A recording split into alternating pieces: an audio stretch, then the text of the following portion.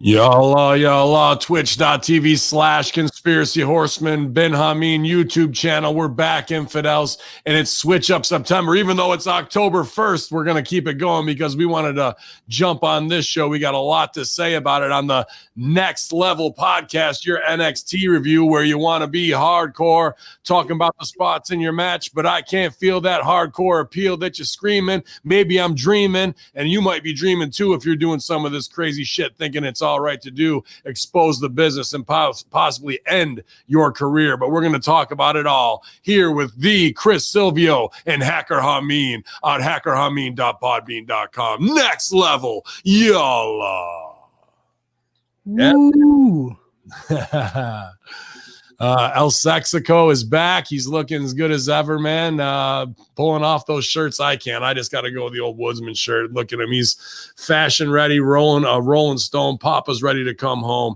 It's the Chris Silvio and Ben Hamin ready to do this NXT level thing. How you doing, Sil? Yeah, I'm here. This shirt right here, man, this stone shirt was actually worn in many of OVW heavyweight championship matches when I reigned at the top of the card. So I still keep it around for a little bit of memento. I feel like I'm in a little bit of an alternate universe, man. Like one week I'm lighting fuses, and then this week I'm taking over some NXT-ish. But you know what?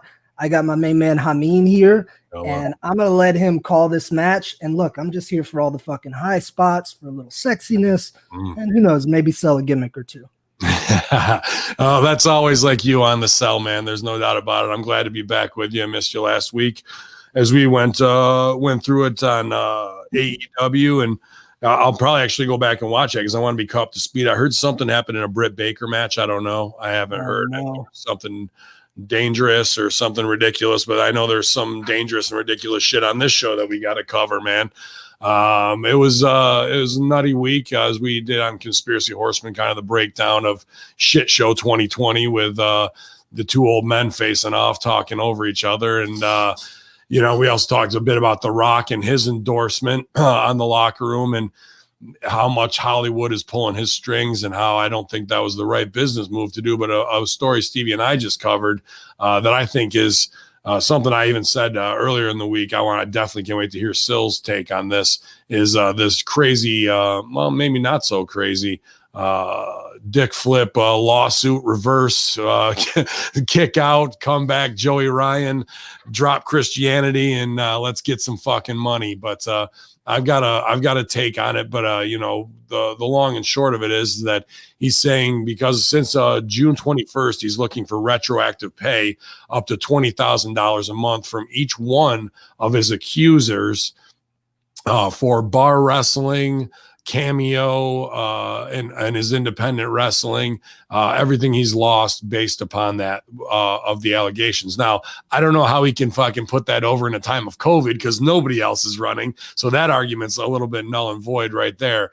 But he wants up to $200,000 per year from each of the three accusers, and for defamation, plus a $10 million and a $5 million added bonus for punitive damages and besmirching his brand, I guess. Just a massive open your eyes and shake your head type of move in the wake of the speaking out #MeToo movement. The pussy hats, whatever you want to fucking call it. We can divide it down any stupid line we want to. But, in the timeline of things, the accusers, multiple accusers, him getting let go from Impact, then kind of the same weird behavior from him and Quackenbush and,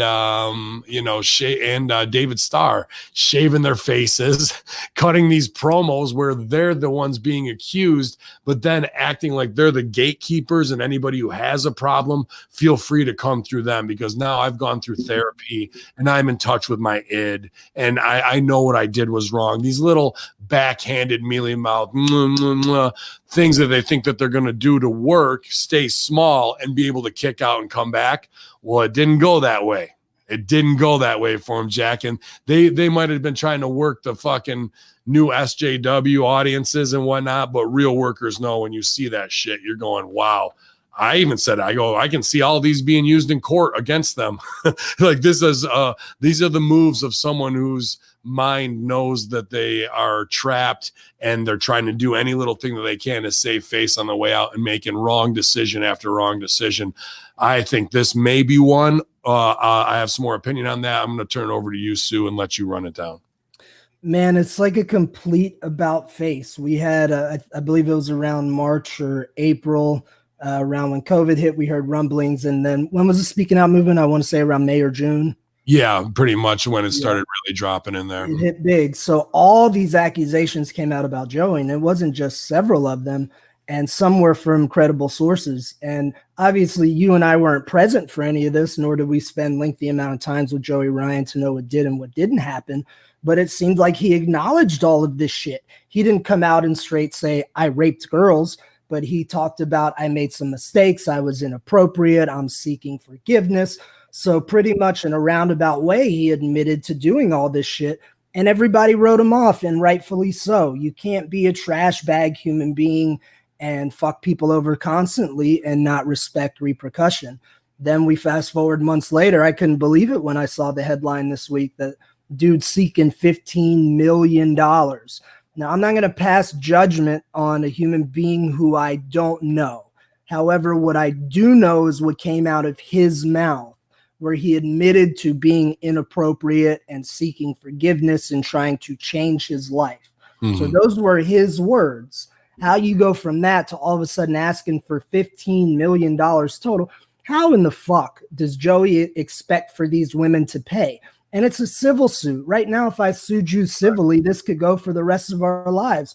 When Jimmy Snuka killed, allegedly, Nancy Argentino, he got a civil suit against him, I want to say, for $500,000. And this was in the 80s. Until his deathbed, the family never saw a dime. So I really don't know what the fuck he's going after. These girls probably don't even have money to pay him. Like, well, I think he might have just lost it. No, I don't. I don't think this. I mean, workers are going to work, and if you're a scumbag, you're going to be one, right? And, let's talk about what this is, because it isn't him possibly facing jail time from their accusations. It's civil suits. So the thing is, if these girls don't have the money, and I agree, I agree with you 100%, I think you're on the right course. This is a lawyer move. This is, let's countersue them, tie up more of their legal fees and lawyer time, and we're going to juice them and bleed them out. And that will weaken their case against you, and they may not be able to follow through because they have limited resources. I think this is a straight up lawyer scumbag shark move to hurt them, because they know the Me Too movement is past to some degree in the speaking out. It doesn't change what happened or allegedly what happened or whose stories or whose truth is whatever. To me, this, without saying it, is a straight up massive scumbag lawyer move, and possibly the right one to get him out of the trouble of the other. But it's fucking just as ugly as shitty as it can be, right? With no, be like, he's got the moral high ground to do that. It's especially after we played the Jesus card. We talked about this on the Impact Attack a bit with Big Ray and his new ministry show, and how quickly guys in free fall will grab that. Or if a dude in prison and that's all he's got is God or Allah, like, I get it. That's what's bringing you through. And while his world's crashing around on him and he loses 20 grand in bookings, where I only lost 500 that month or whatever, that hurts for sure. And now he's in the phase of human psychology where it was humbleness and please, can it get any worse? I throw myself at the mercy, and now the evil worker face is back, the true face, and it's about retribution and fucking revenge and fucking money lost and vindictiveness and how dare you because you wanted it, and maybe the story that she's telling isn't true and he's trying to get back that way, but like it's three women he's going sure. Three women that have come out, if you have three, if you have three, there's fucking, there's more along those lines. So that's what I think it is. So what do you think, a lawyer play, or it really is something else? I don't think he expects to make a dime. That's why there's no way.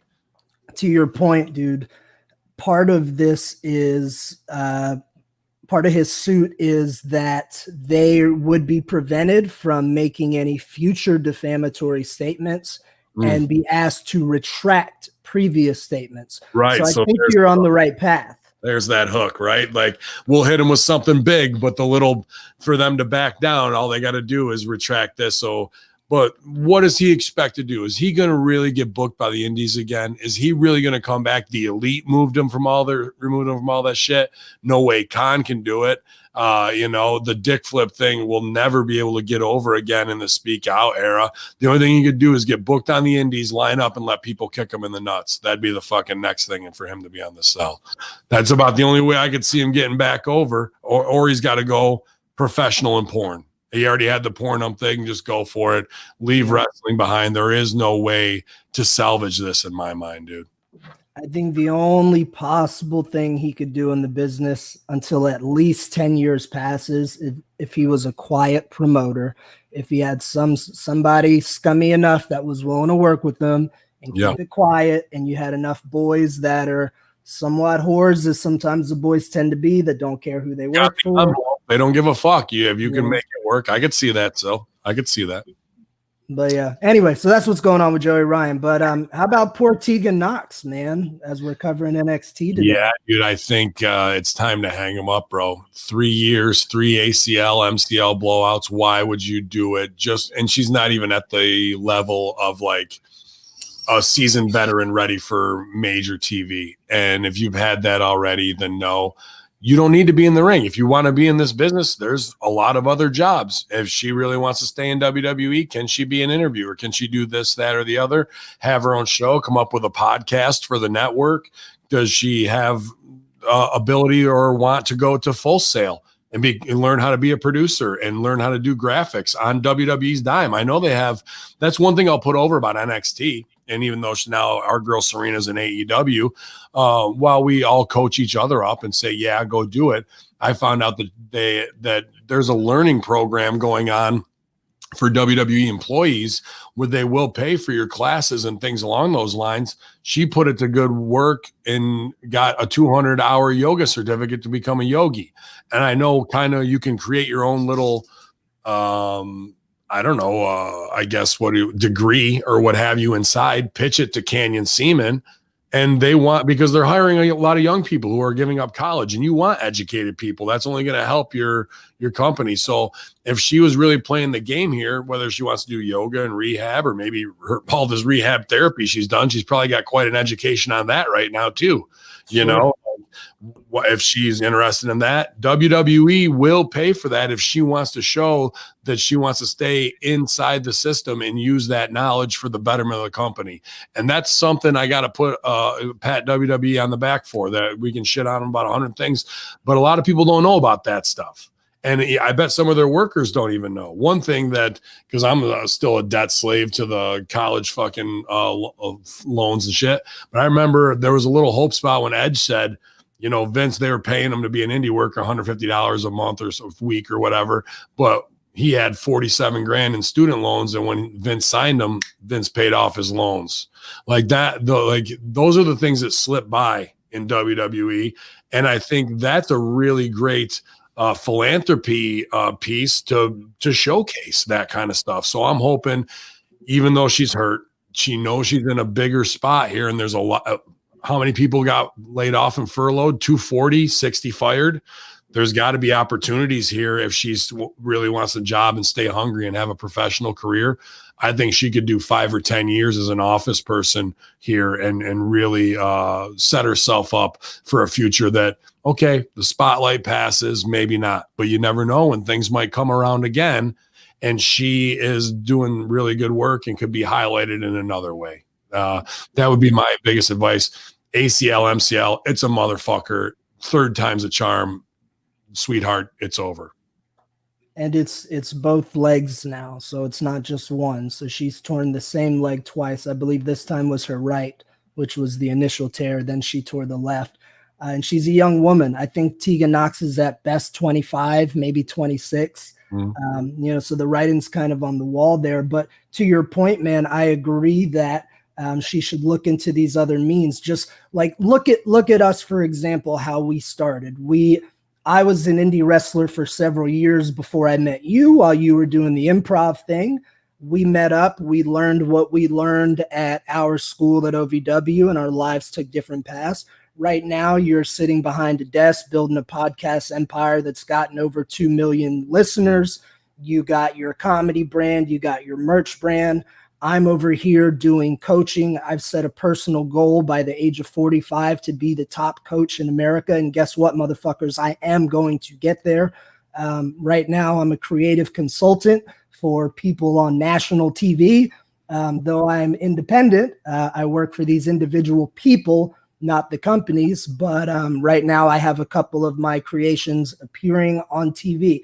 And it all started with us having a thirst for knowledge. We understand that we ain't going to do this shit forever. Unfortunately, I got my carpet, pulled out from under me, but I'm still prepared because I learned all this shit. And now we're ready to go. Now I can do anything. If you ask me to put on a shirt and ref, I'll fucking referee. I've commentated. I've ring announced. Your destiny of your greatness wasn't to be a great wrestler, and it really was to be the greatest coach. Rip's not the greatest known wrestler of all time. Rip Rogers is the greatest coach in wrestling. There's no doubt about it, in my opinion. I mean, Dr. Tom's up there, but as far as I'm concerned, Rip is the fucking numero uno. Was he the most known ever? Our lives, and what happened to him? Right. Car accident took him out of wrestling and put him into a new trajectory.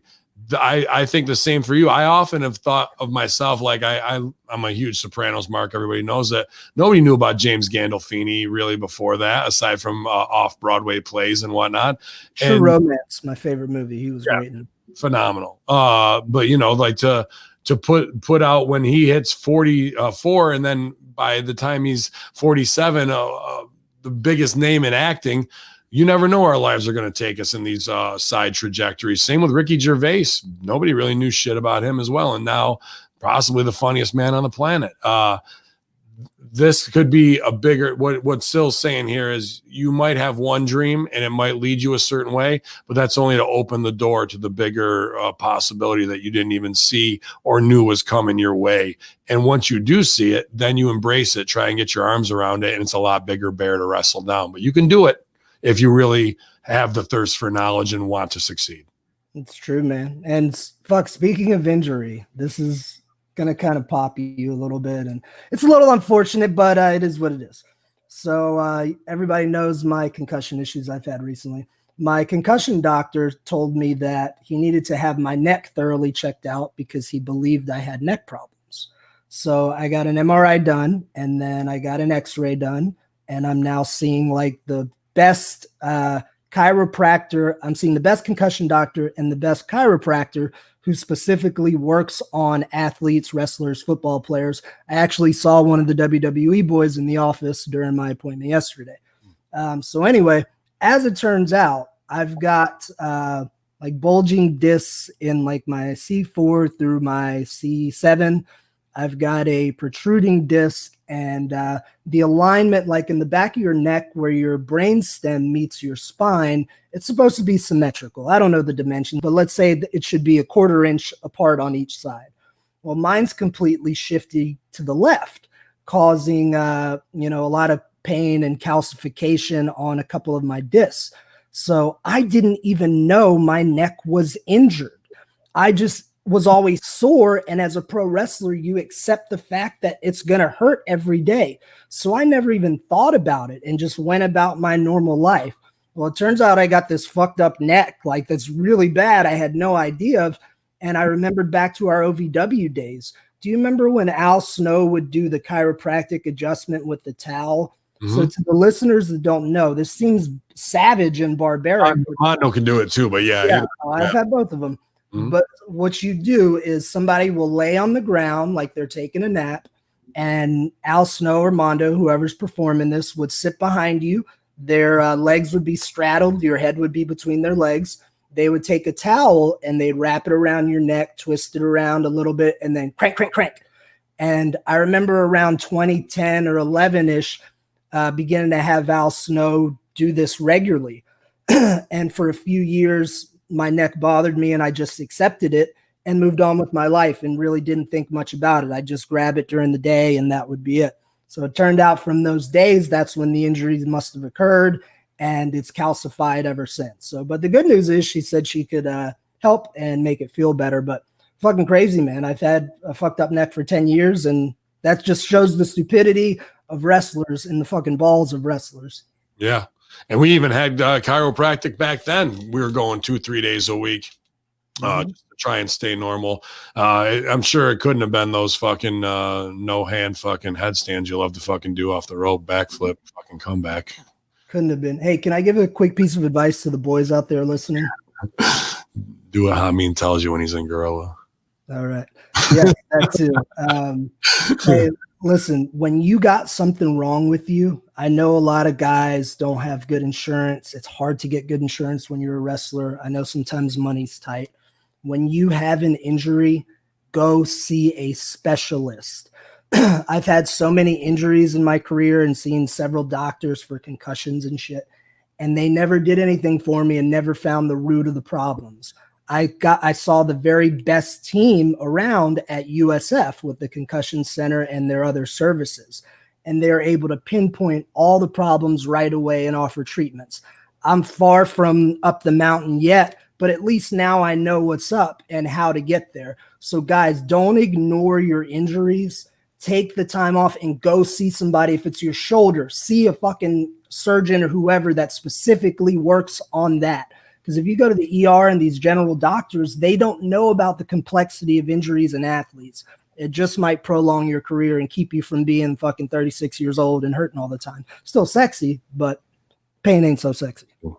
Ali, I remember when he got his collarbone separated there, and he went to a doctor later, a specialist, and he was fucked up for a long Mason Rage when fucking we were doing that indie show. And he's like, oh, you got good range of motion. Meanwhile, his arm's dangling off the fucking side. You know, when he finally did 3 years later and went in and doc did whatever, he's like, yeah, I could have fixed this and you wouldn't have had problems with it the last 3 years. I remember he had to work around it for a long time. So definitely take Sil's advice on that. You guys don't fuck around. Discwell Swayze says, how about the shout out Cody gave Al Snow? I don't know. We didn't watch NXT or AEW yet. Did he do it on TV? If not, I'll tell you about the shout out I fucking saw that really made me respect Cody. We were in the go home when Cody was getting called up, and Cody, even though he would run with, you know, the guys wanted to run with him because of who he is legacy wise, whether he was in Compton, Punk, Baltimore, you know, obviously, and maybe Gallows, a couple others of the cool guys, right?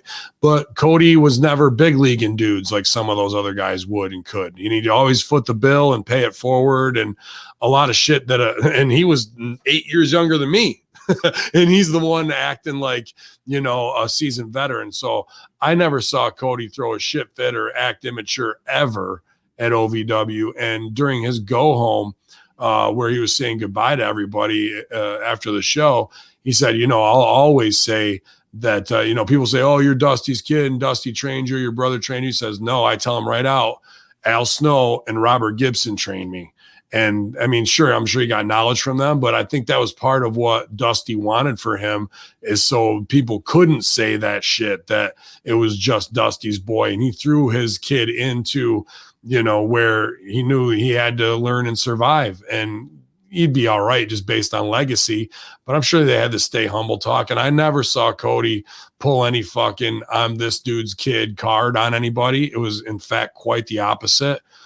Kind of makes me saddened by some of the stories I hear now backstage, where it might be a little different. But when you're not in developmental and you're playing executive vice president, that's a different hat to wear, and you have to be a different person. I get it. But I'll always remember that, where he said, no, my dad didn't train me. Al Snow and Robert Gibson fucking trained me. And I'll tell everybody that to the end of time. He said those words out loud. And sometimes you say that to people behind closed doors, but they say in front of everybody. That's big for a fucking 22-year-old. I was very impressed with that. I'll always remember that. Dude, Cody is a quality human being. And everybody that listens to Light the Fuse has heard me sing the praises of him as a performer, because I respect and appreciate his work. You got to understand, too, Cody's position being performer, talent relations, and whatever the hell an executive VP does, unfortunately, even if it's me who people are like, oh, Silvio's a cool dude, he's a nice dude, some people aren't going to like you because you got to be the one to tell them things they don't want to hear. You got to make decisions. Once you're the boss, man, it's easy to get shade thrown at you.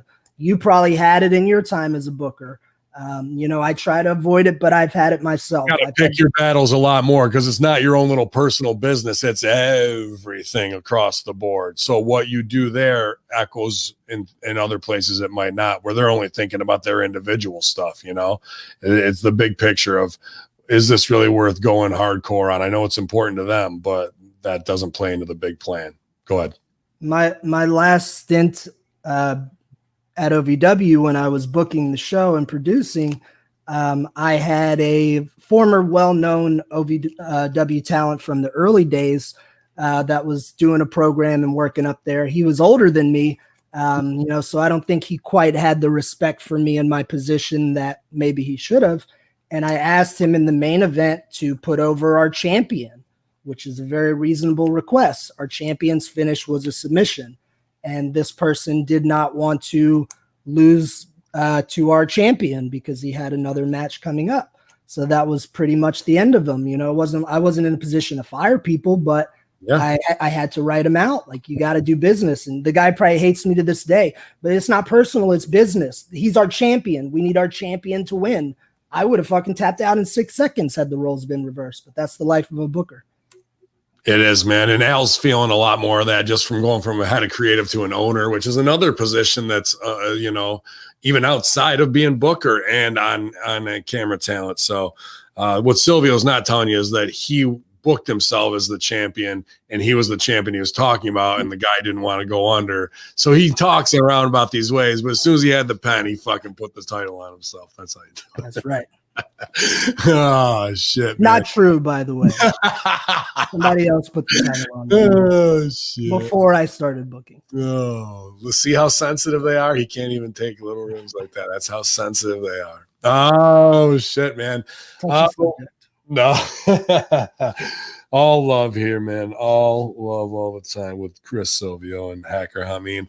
You guys, let's get to it. NXT. I know Next Level Review Show.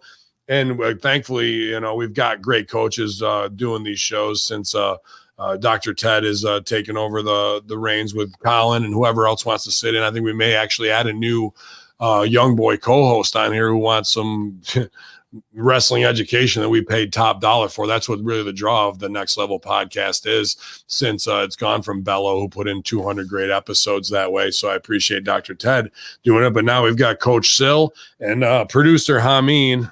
Maybe you could call me acting coach if you want to, I guess. Murphy and Dominic. No, that was Raw. Okay. NXT recap starts out with these little packages that they're doing, and anything I see NXT I get excited because I think instantly it's probably Jimmy and his squad that way. Your former tag team partner, Totally Awesome, aka Paradise.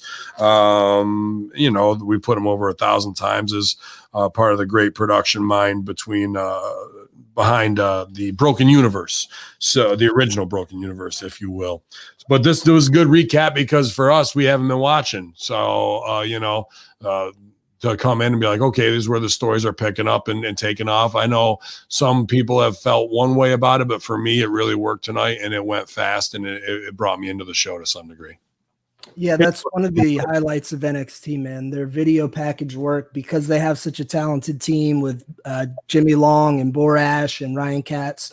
I think right now they're the best in the business as far as video packages go. So I can't disagree, man. I really can't. If they really wanted to stick it to WWE, they'd all three split off and start their own production company, and then they make them hire them back at 4 times the price. Not that they're not doing okay, but that's the level of work they're doing. They really should be having their own thing that way. I'm all about everyone having their own thing now and empowering and whatever. And so are you. I know that's a big thing. But I like this recap at the top. I think I'm thumbs up on these. I don't care if it's on. There's some things business-wise they've stooged off on SmackDown when they've done it, and it's kind of ruined some surprises. But if it's done wisely, this intro to players, I think, is a good way to start the show of looking at last week's business and even giving a little bit of how emotionally fired up somebody's response might be off to what the cliffhanger was last week. It's an old school touch too, man. I've been watching a lot of territories wrestling lately just to expand my knowledge. And that's a similar approach without all the bells and whistles that we now have available in 2020 technology. That was very common in the territory days. They'd open the show by telling you the story and setting the scene, as you would say, and then we get in the ring and do our business. Yeah. Yeah. And now it's time to set it off, and not a lot of business done here, Sal. Or Sil. Sorry, I had Sal on the mind because we're talking about Big Sal from last night. Big Sal put me over one time. Thank you, Big Sal. By the way. Dude. Yeah, I remember it, and I appreciate you. I mean, he's OVW fam all the way, dude. That was my favorite time when he was just hanging out and we'd be laughing at the fucking. Remember, we call them Total Elimination. Those two old guys that would sit on the Wicks Party Zone side. They were old as fuck, bro. Like two old farmers.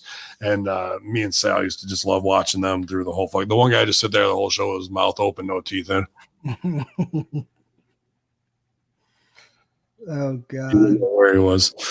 Total Elimination. Shotzi Blackheart versus Dakota Kai. Out comes the tank, the green hair, the helmet with the devil horns on it. All gimmicks. I like it. We got character. There's character there. Then we're gonna wrestle.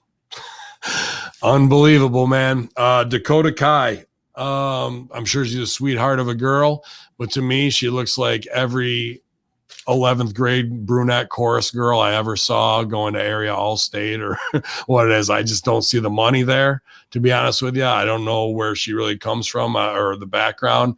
The work here is really green, footwork wise, selling wise, getting into position wise from Dakota Kai. Just get the camera. They want to see your face, like the basics were getting done, but it was just so paint by numbers, which is fine at NXT. That's what we're doing. But a lot more time is needed of her being able to get more fluid before we put her on TV as a featured opening match, which needs to establish wrestling on our TV show. Okay, that's what we need to do in our first match. And then just doing completely asinine things where we work this match and then we go out onto the apron and we're Japanese wrong style. They're fucking giving elbows back and forth. They were at least registering them, even though I'm like, we're fucking rotten here. It doesn't matter.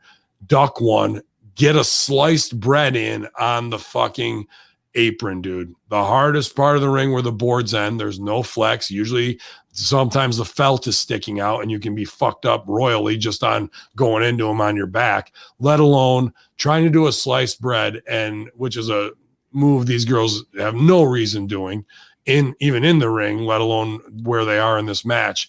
Shotzi doesn't get over. Dakota Kai not even close to strong enough to protect her, to let her down slow. Shotzi lands right on the fucking top of her head. They both fall to the outside and are dead on the ground. That meant nothing. That should have been the double DQ. They're both dead. That should have been the end of the match right there. Instead, we go back. That means nothing. We go back in. Whoop, wop, whoop. They get fucking Shotzi in the corner with whatever the diesel is for Dakota Kai, her muscle, right? Out comes Gonzalez. Yeah, Gonzalez. Out comes the Australian to get in her face. And then Dakota Kai runs in to fucking give the boot, duck the boot, roll up finish. We did a sliced bread and all that. And then here's one other thing too. So here's how rotten. Okay.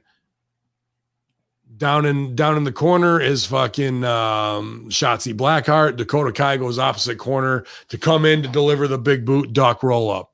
The referee is kind of in between them, right?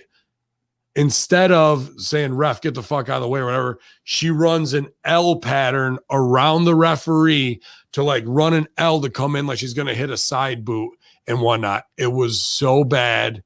Footwork, timing, pacing. And then to do that finish just to get a beauty shot of ha, ha, ha at the top. I get the spinoff business between Gonzalez and, Rhea Ripley. But, dude, these matches need to be half this size, 0 spots and complete fundamentals to where is the agent on this, Sil? How is this getting out there where anyone is saying, yes, do a sliced bread on the apron in the opening, and that's not the finish. We're going with the roll up. We've watched Al put together WWE Battle Royals. Ryback, you eliminate Rhodes. Spears, you chuck over Mike Cruel. Every step by step by step by step by step. Every fucking thing of it is planned. There's no agent that is going, yeah, you're doing the sliced bread here, and then we'll roll out, come back in. Dude, it's a free-for-all. I have no idea, and I'm completely befuddled, and I was shocked first segment out, and I was just like, this is going to be a bumpy fucking ride, dude. I do have an idea, and they do have an agent, and I believe that agent is a female trainer there. Don't quote me, but I guarantee you that the agent approved of that spot. There's so much to unpack here, bro. As far as the kick you're referring to, where she cut that weird angle to lead to the roll-up, one of Dakai's signatures is she does something similar, where instead of running straight at you, she'll run one side of the ring down the other and throw the boot. Unfortunately for them, it was mistimed. To kind of break down the match a little bit, I agree with you on some of the fundamentals early on, and this is a problem I'm seeing in a lot of wrestling that I want to help fix. During the grappling, like the wrestling part, the chaining and the footwork, you could see the cooperation between each other. It wasn't very crisp, things like that. Once it got to striking, those started looking believable, and I enjoyed it. Now, here's the thing. They really need to focus with these women, because I believe both of them have things that they do very well and that they can help the brand.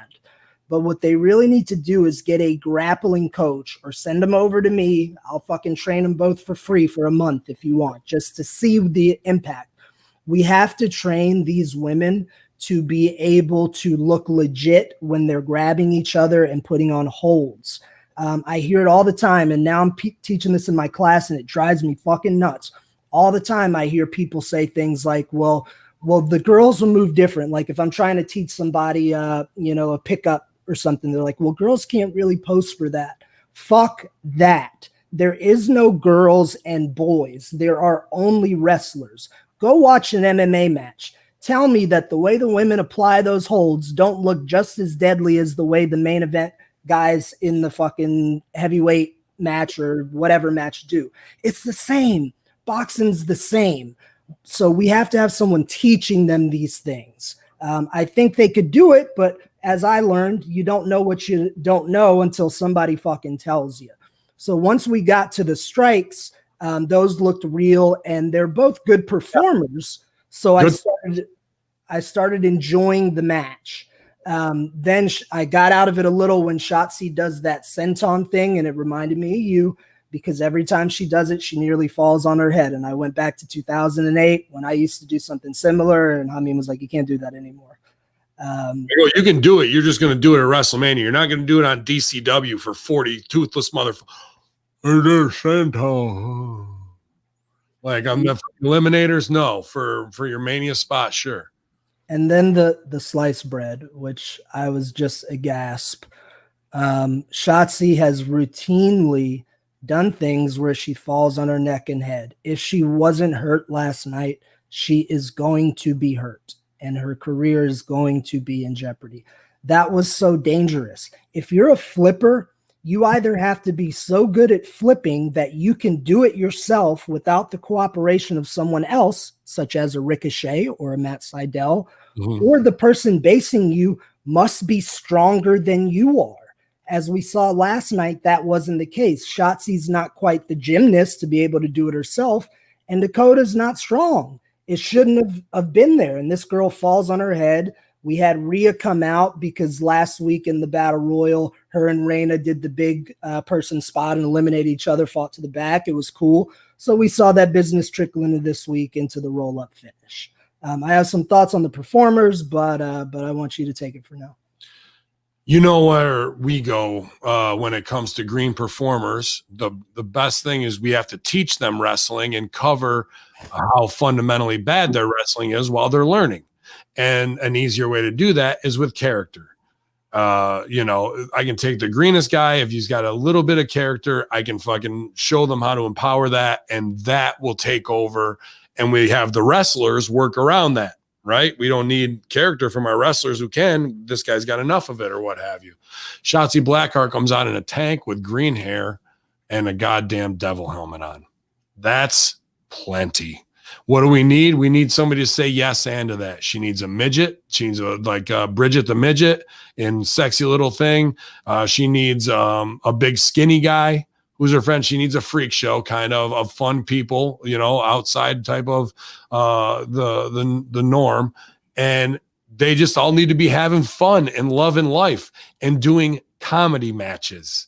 Not necessarily the Oddities Reborn, and you know what I mean, where they're dancing around foolishly. I picture that like Jackass Part 2 when they're all coming down the way. It's like in slow motion and confetti's going off and all the.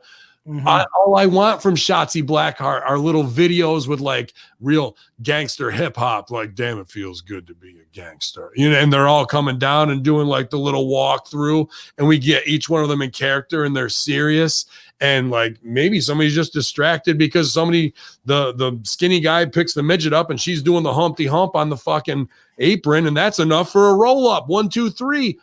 That's all I want from you, Shotzi Blackheart. The name is a gimmick. Your look is a gimmick. It's freak show circus. You do not have to wrestle a lick. Not at all. And taking these types of risks for an audience that's not there.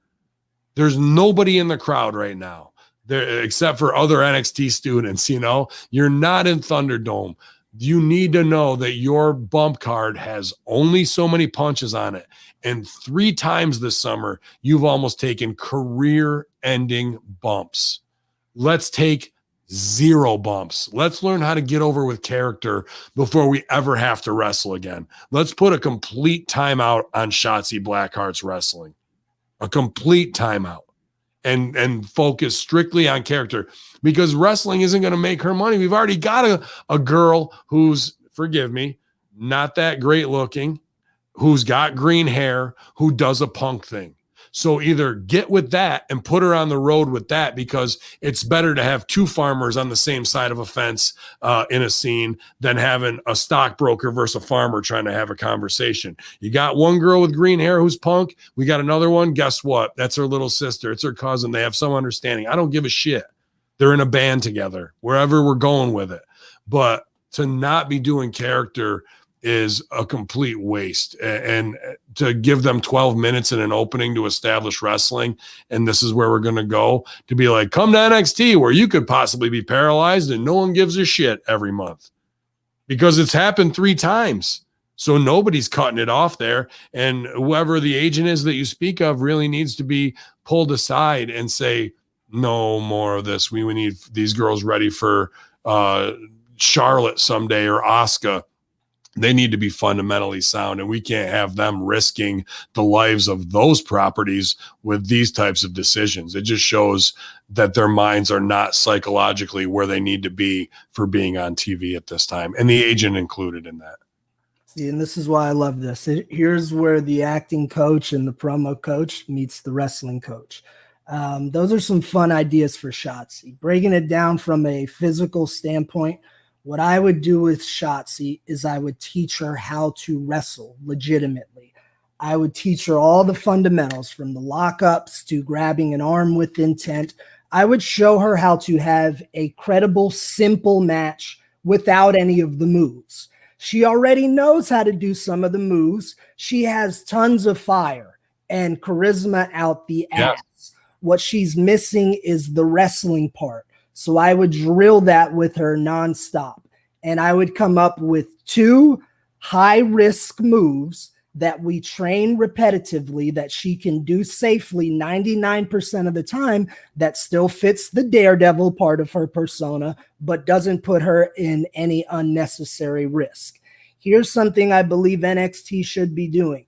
When Serena, one of the best women's wrestlers on the planet, was at OVW with us, who did Serena train with?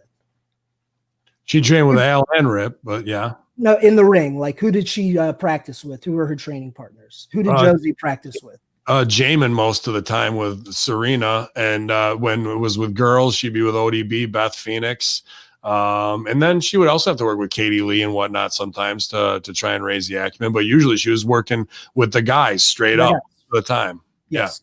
So same with Josie and all these other people. This but is ODB and Beth Phoenix both work like dudes. They don't work like they work like a real wrestler. Yeah. And this is not a sexist thing. No. The thing is, when we say they need to train with the guys, is because it's a better shot that the guys have been in fights than the women have been in fights, and our bodies move a little bit differently. So when you train with the men, that testosterone and aggression they give is a little bit different to what you're going to see when you're training with upstart women, because they're worried about not hurting one another, and they're not yet comfortable in this surrounding.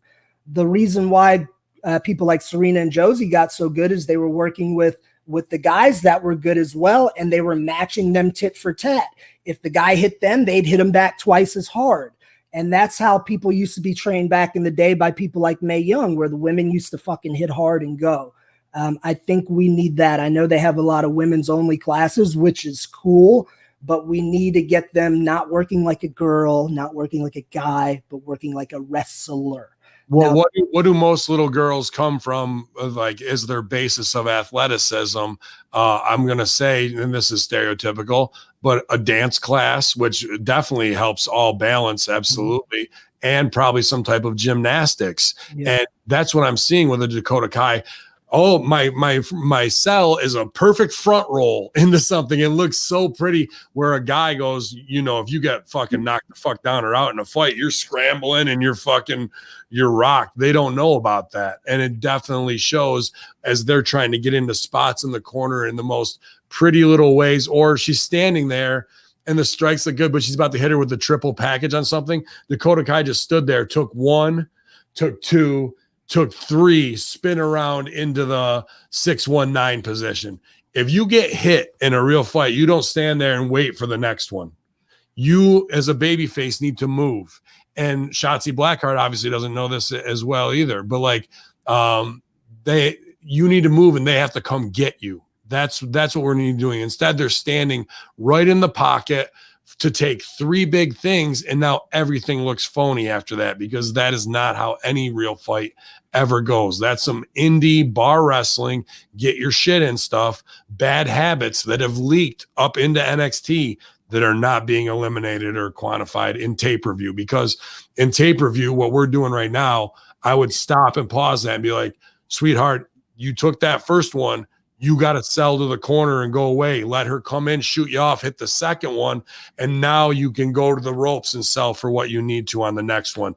But standing in the pocket right there, everybody looks like they're playing wrestler and really don't know what they're doing, to anybody who has any real training in this type of stuff.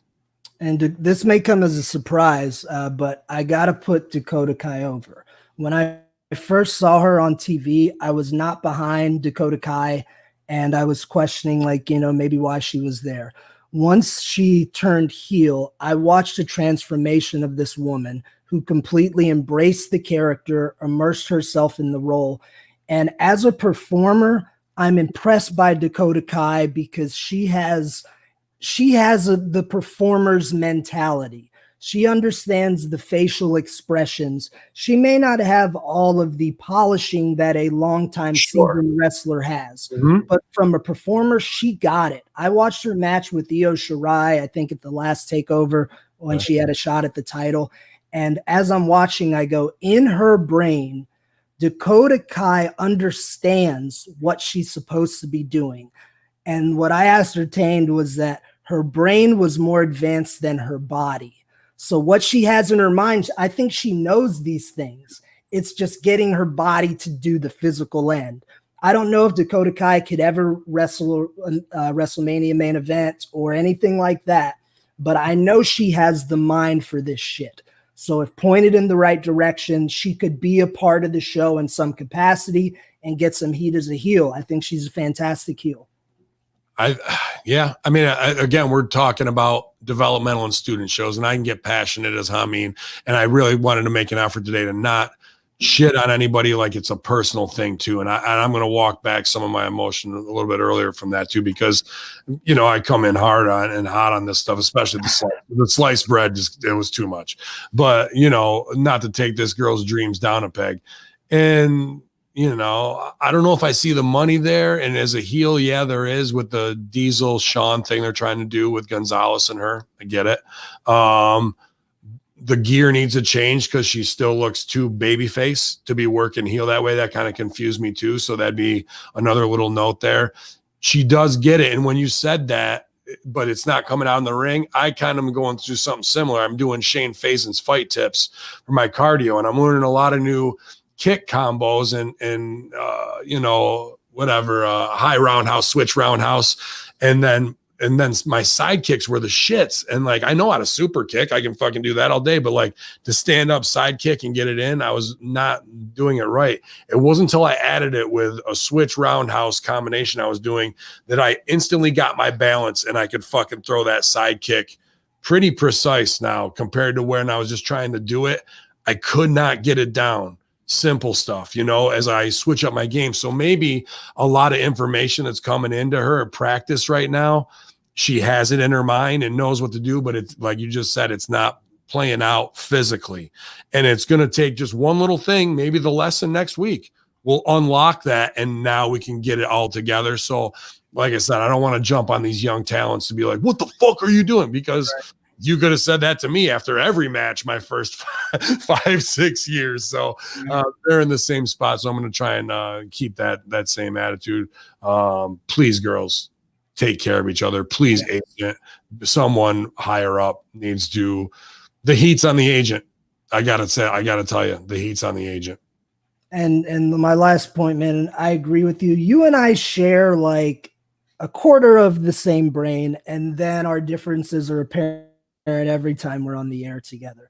But I ask myself the same questions that you do when I watch performers. I say, can this person draw money? And I've asked myself that about Dakota Kai when she was put in the main event role. And I told you my thoughts on how she did on that. I don't know. There you go. Where's the money? I don't know if there's money on Dakota Kai. That's for her to develop and show us. But I do know this: if she continues performing as she is and growing, there's always going to be a spot on the card. Not everybody's the main eventer. We need 20 other people to make the show run. I think Dakota can always be part of the show, whether she's top woman or not. All right, let's keep going, man. That was the big, woof. That was a punch in the stomach out of the gate on this show. I got to be honest. The spot was just egregious and never again, please. It was rugged. Until next month. Then we get Santos Escobar and Isaiah Swerve Scott here. Man, a lot of potential. Massive amounts of potential. And here we are with character. The Connor's Cure pin on the heel was wrong. That shouldn't have been on there in the scene. On the babyface, absolutely, was Swerve. I think what Swerve was saying wasn't that important, but his delivery was believable and good. It was natural. It didn't feel super wrestling to me. There was a couple of cliches in there we could eliminate, but the way he was delivering them was getting reps. And to be honest with you, if I was to produce this segment, I might have got one more take, but I really probably would have been happy with this take as well. We're also walking the line, which obviously I do, a major Islamophobia gimmick and the whole nine and press that button. So stereotypes is what we do in wrestling. So we've got the El Chapo character, a little bit of knockoff of Lucha Underground that I've been wanting for guys on the main roster. But here's this guy doing the LMA cartel type Tranquilo, maybe right out of the name, Escobar, right? Pablo Escobar, to some degree, very light strokes with that brush on here. And I didn't mind it, especially him sitting in the chair, the glasses, how cool, calm, cool, and collected he was. I think, he needs to be with Andrade, to be honest with you. I think he needs to get called up because Andrade is hurting right now. And this cartel stuff is very timely, and you could brush alongside it without doing it, have it implied, and I think it would be very good. And to be honest with you, I'd bring in Conan to write the whole fucking thing.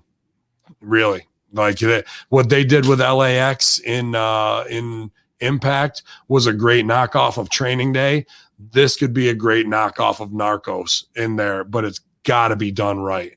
And this kid's got the fundamentals of it. And when you got Katz and Paradise and whoever and Borash ready to back it up, all you got to go do is steal that style and put it on top of there. And we're off to the races with something very entertaining, very character based and character driven, and the payoffs don't have to come for a long time and can protect these guys in their bump card. I thought this was a very encouraging little promo segment, and without knowing either of these guys, because Isaiah Swerve Scott, that's Kill Shot, right?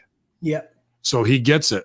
I mean, he gets it from the Lucha Underground storytelling side. I loved his promo there. I wanted to work with him based off of that when he runs through the ISIS camp and whatnot. I thought he and I could have done something and do the side story, like how Johnny on Cobra Kai is the heel. What if Killshot was shooting all those people in Lucha Underground and is the anti-terror thing, and a bullet goes through and kills my daughter?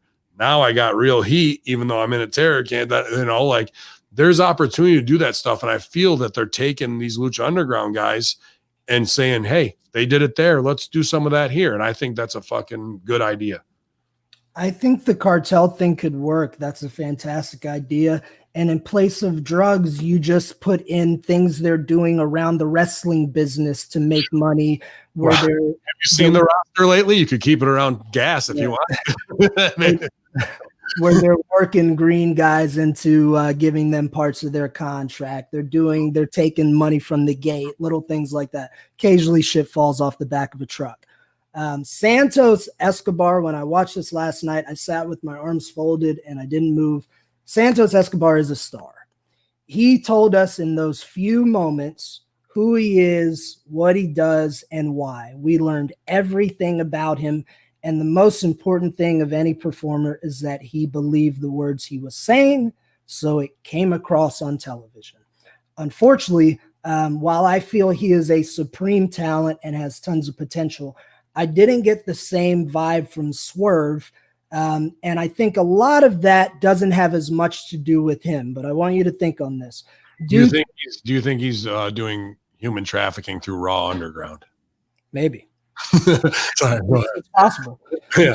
Due to the heavy scripted WWE nature, I could tell for the first 75% of Swerve's promo that he was acting and reading a script. He was saying all these lines that he clearly rehearsed, and Swerve isn't a promo guy. Whereas Escobar had lines, I'm sure, that were scripted, but he delivered them believably in character, like he felt it.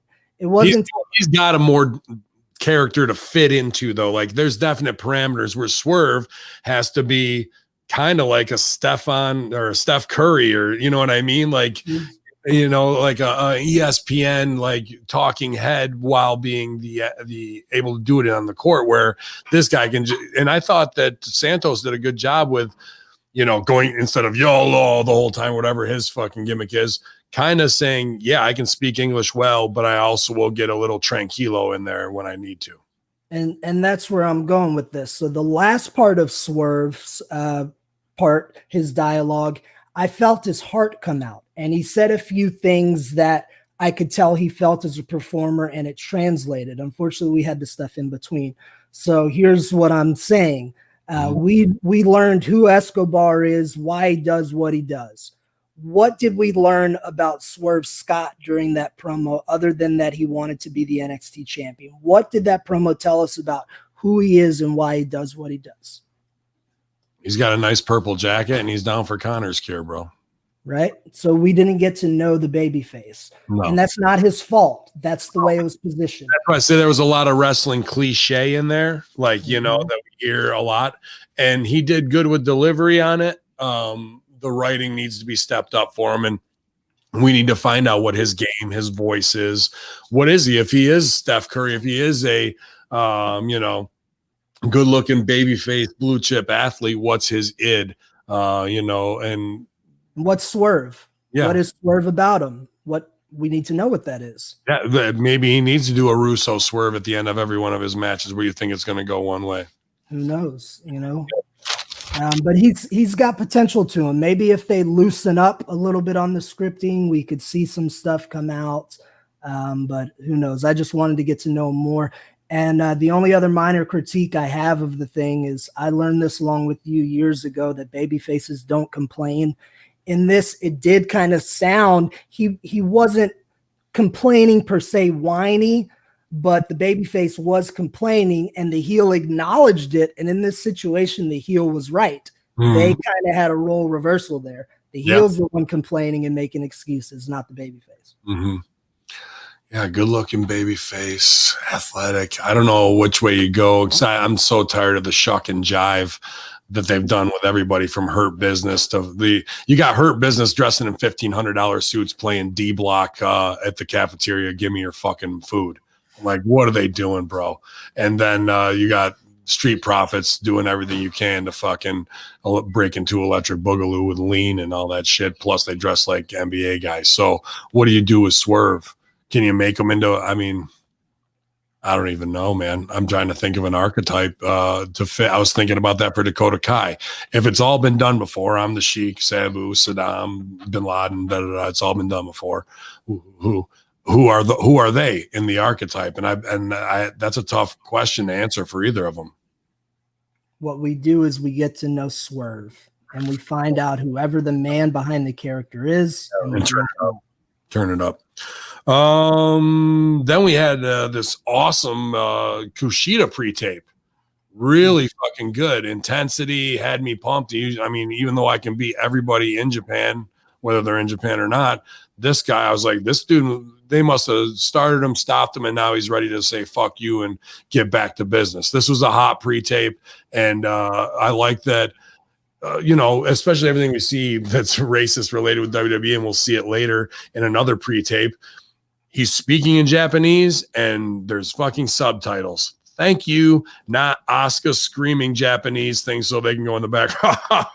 Remember Pearl Harbor? Yeah, got him, pal. Like, all these little racist fucking things that we do constantly. Constantly. Japanese. And fucking, here they showed the respect, showed him as a badass fucking ass kicker hitting the bag, and I understood every word because of the subtitles. I was like, yeah, dude, I'm with this fucking guy. Then we come back to have the match, and I go, what? This guy's gear killed me, fucking Sil. Killed me. I want him to come out like Baka based off of that, right? Like he's going to be a badass martial arts fucking shooter, hooker, the whole nine. And he's dressed like fucking Will Smith at the fucking beginning of Fresh Prince of Bel-Air. Looked like he took his gear down to Derby Expo 5 and they fucking were airbrushing on it, fucking hip hop shit from fucking then. And he comes out to the ring dressed how? Like Marty McFly. What the motherfuck am I watching, bro, in the beginning of this? You just told me you're a shooter, and now you're a mark for fucking Back to the Future and fucking confusing that with hip-hop 1991 style. Where am I in my mind, dude? And I don't give a shit if people go, well, that's what they do in Japan. They like to dress. Nope. Not anymore. Not after you play the pre-tape of this guy's a fucking murderer. He comes out in Muay Thai shorts with his ankles taped, his fist fucking taped, and he fucking destroys people. That's his new gimmick. Not these three fucking pop culture little fucking Yu-Gi-Oh card playing motherfuckers that are they like everything from every generation and they're fanboys for it. As soon as he came out in that gear, I go, look at this fucking fanboy. Then he works strong style. And I go, we're done here, bro. And there was a lot of good in this match, but the gear and all that and the Marty McFly, how is this happening, dude? How is this getting through Triple H in game to go roll the pre-tape of the ass kicker? Marty, they're back. They're going to kill me. Oh. Like, dude, unbelievable. If you were going to do that, I would fucking get a gray-haired motherfucker and put him with him. Dude, that shit is unacceptable, dude. I share some of your feelings on the attire. In Japan, he was part of a team called the Time Splitters, and that's where the Marty McFly kind of thing came in. When he came into NXT, he had that same entrance gear, and it was a more lighthearted character. He was just a good wrestler, but he was a fun character. It was Back to the Future thing, so it was going in a fun, lighthearted way.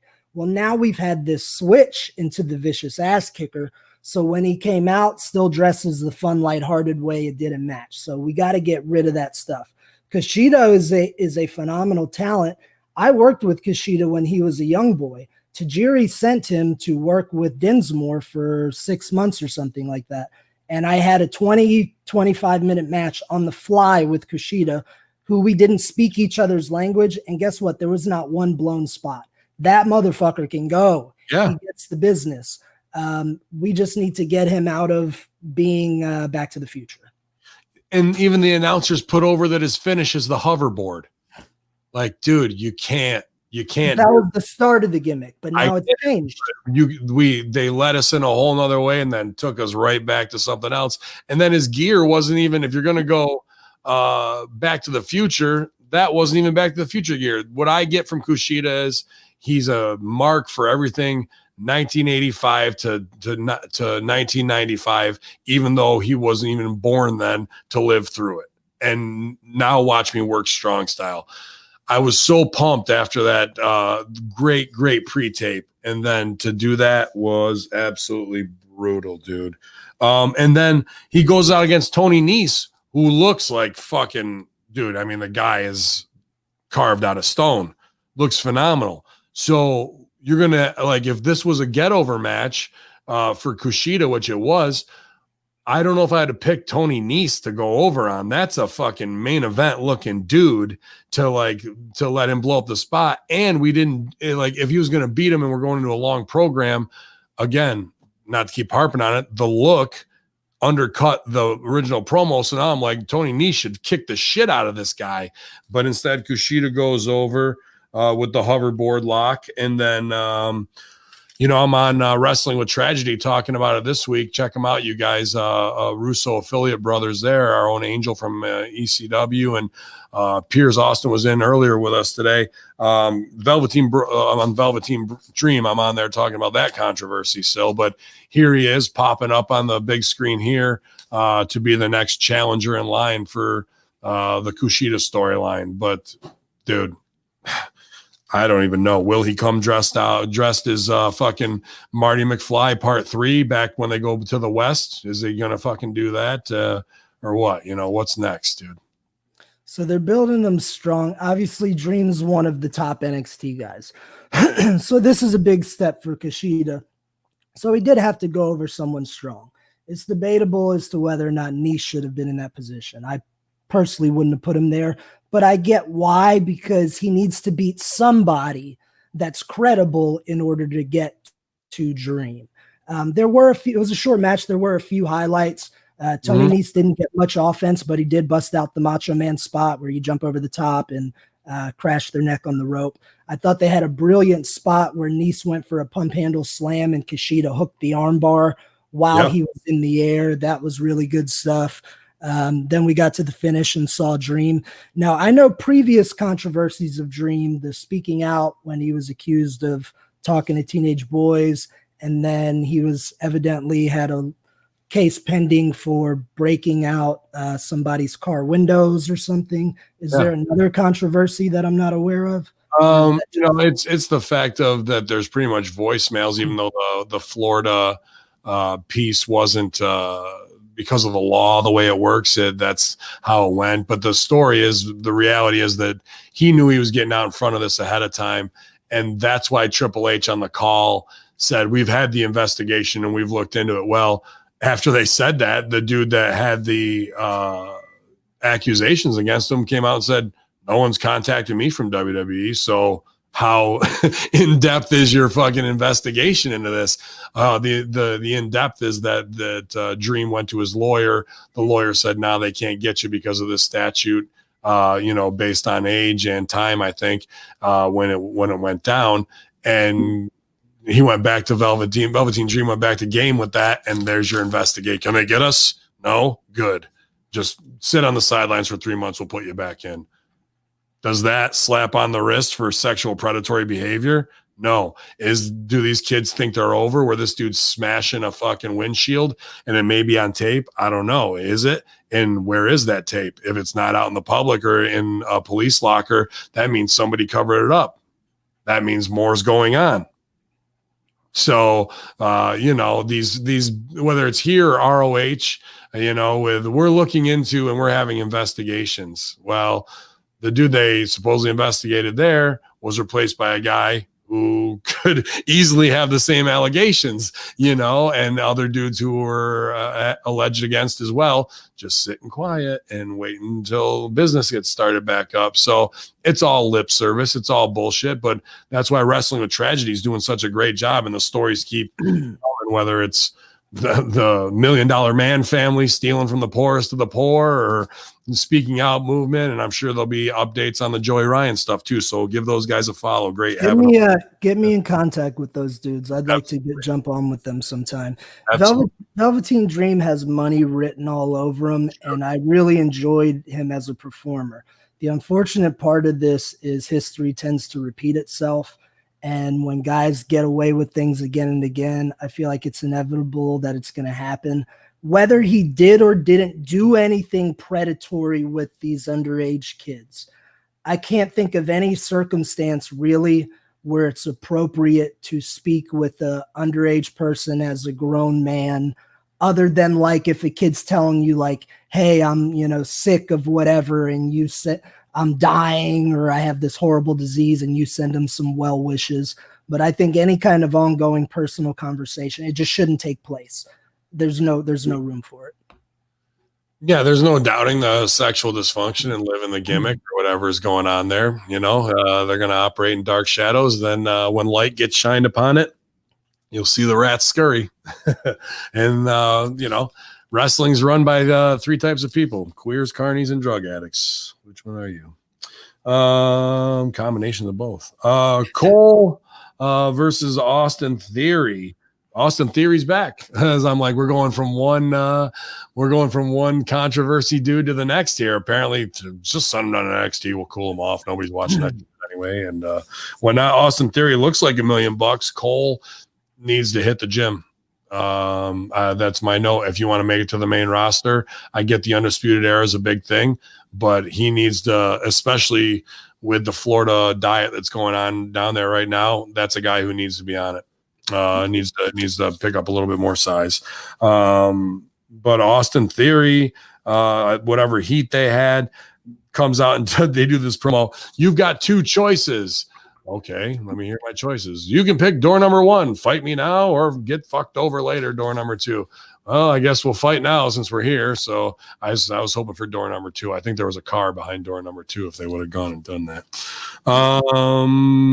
Dude, but then during the match, Cole's on him pretty well, not eating him up fully. It's back and forth, but Cole's getting heat on him. Austin Theory looks up and goes, I can do this all day. I'm like, well, what the fuck's that mean? You're the one getting your ass kicked. You can sit down on the ground and get kicked in the face all day long and get the shit kicked out of you. That kind of popped me.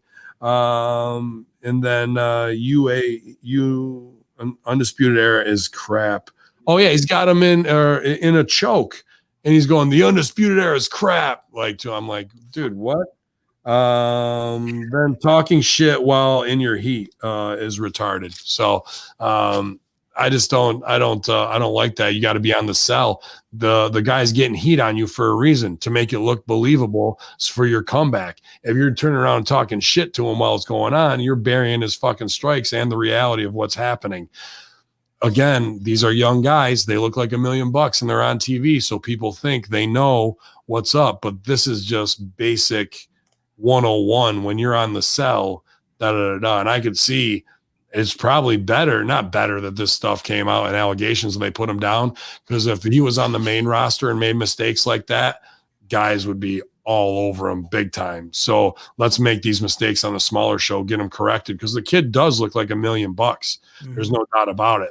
But I think he's one who could slip through this speak out movement stuff, be repackaged, and actually have it. And I do see money on him. He reminds me a lot of Jesse Goddard's to some degree, but even a little more athletic. I saw him for the first time. I was working some WWN show. I can't remember what it was. Maybe it was Style Battle or an undercard of Evolve or something like that. And I saw Theory in when Theory was 1 year into the business at 19 years old. And you could see it on him then. He was green, but he was very athletic and he had the look. I knew he would make it to TV. Adam Cole is so fucking good. Just what I've worked with Cole, I've watched him. He's a fantastic performer. He was a little bit bigger before, so I'm not sure what has changed.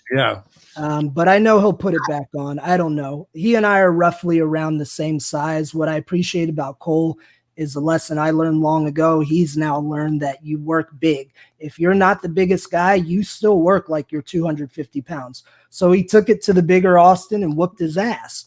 And they ended up having a good little match. Only thing I want to point out of this match is we had Theory kind of working like an 80s heel almost, bumping all over, feeding. Then for the cutoff, we had a little transition where Austin did a pretty roll through from the apron into the ring and did this beautiful drop kick. What I want to see in wrestling, Johnny Gargano did this later. I want to get back in wrestling to the heel doing something nefarious or moving prior to the move. That's the psychology of wrestling. So what happened, unfortunately, was Cole whooped his ass for 5 minutes, and then with one drop kick, Austin evened the score. Yes, Austin's bigger and stronger, but we needed something to where Cole crashed and burned, or Theory did something nefarious. He cheated in some way, weakening Adam Cole to turn the tide. Then he gets his shit in, puts the boots to him, and now he can stand up and say all day or whatever that is. And a lot of performers now are. Let me ask you real quick, because I love what you're saying here. I love let Adam Cole go up for something, jiggle the ropes, boom, he hits a bump, and then come in and get the heel. Sure. He's not the kind of heel I am, because here we have Austin Theory and he looks like a fucking Superman, and you want to live, even if you hate him, you want to be him, because look at him, he's El Sexico. But fucking that's the thing. Should a heel, even if he looks like that, be getting drop kick, clean, sexy, athletic drop kicks in? I get it, 2020, and it can get your shit and stuff, but if I say heel, dude, I don't want my heels doing fucking really awesome athletic things, even though this type of heel isn't a drawn-out character heel. It's more about the athletic competition and the stakes between them. So I know he does athletic stuff. He looks like a shortstop for the Yankees. Let him do it. I'm kind of caught in the middle of that, and I think you lean to the side of it's 2020. Let the heel do something sexy if he's got to. For the most part, yes, but let's do something heelish to get there. I learned this through experience. I was trained very old school that the heel does less, the babyface does more, blah, blah, blah. Once I started transitioning to a grander stage, I noticed the people around me, they're all doing dazzling shit, and they're all getting further ahead than I was. So I use my psychology and wrestling mind to learn how to do it to where it made sense. So when I got my shit in, it didn't bury the baby face. I still looked like an awesome wrestler and an awesome athlete, but I timed it right with little details like I told you. You're cut off big heat. So what comes after that doesn't matter, because the heat was in the cutoff to get you back on top. Right. And that's what I teach to my students now. And it is 2020, and you have to stay competitive as a wrestler. That's just what the fans are seeing. Unless you are someone like a Baron Corbin, who is so naturally hated, he doesn't have to do that. But even Corbin has those cool moves. His finish is cool. He has that spin and suplex thing. So I think right now in 2020, even heels need cool moves, but get your heat beforehand. Figure out something I can do. I need a cool move.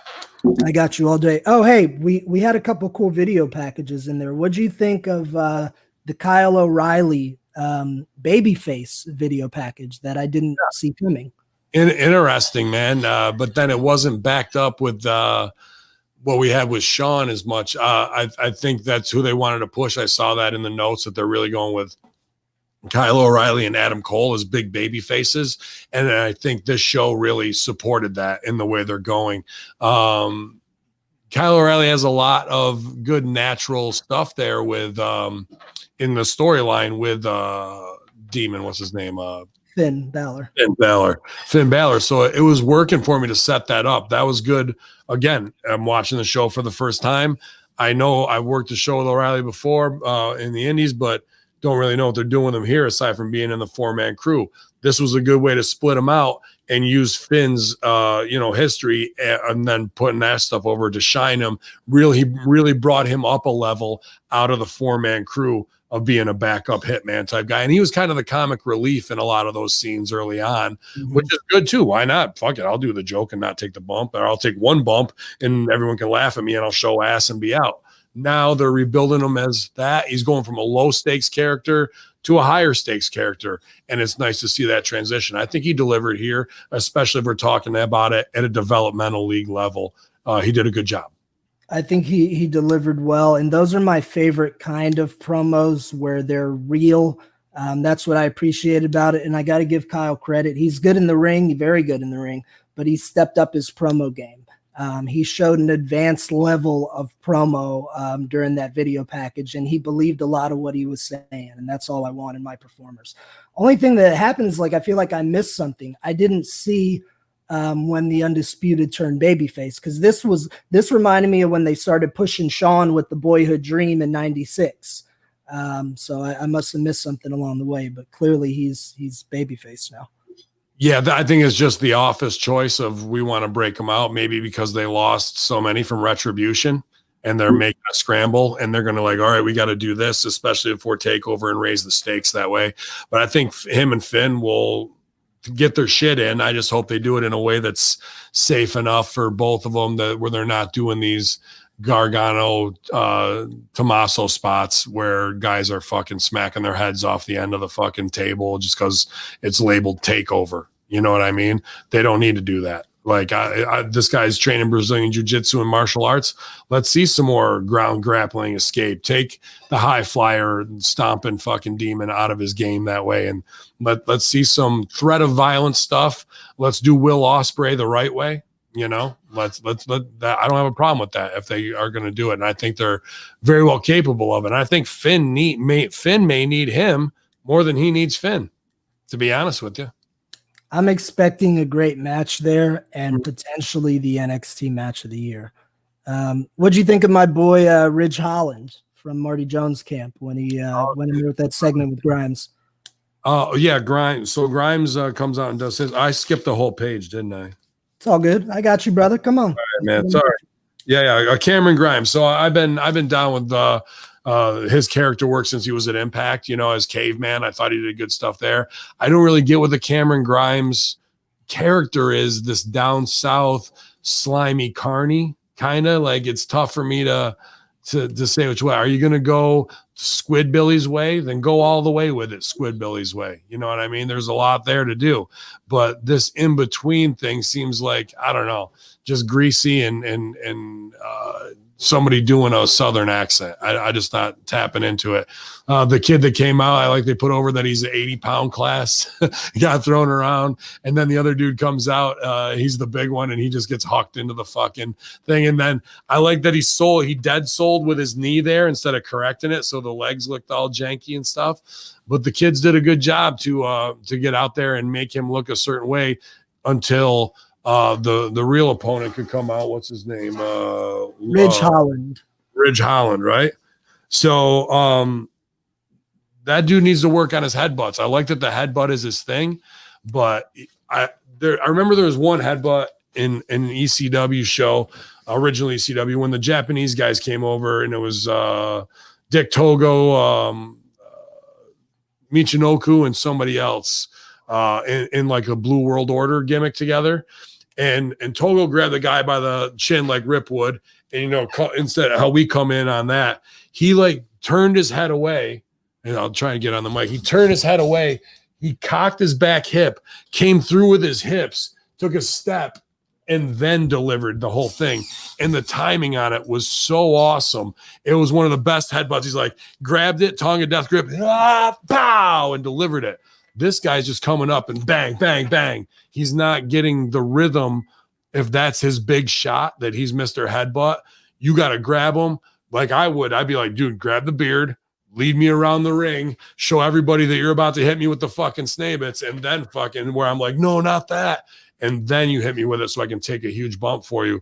They just came too fast on top of what he was doing after those other guys. He could have just hit him with one, stunned him, gone over, got heat, grabbed him, let him around the ring, hit him with one more, and that was it right there. But I like that they're using a headbutt for a finish for this guy because anything can be a finish. Let's just really fucking get the most out of it. Yeah.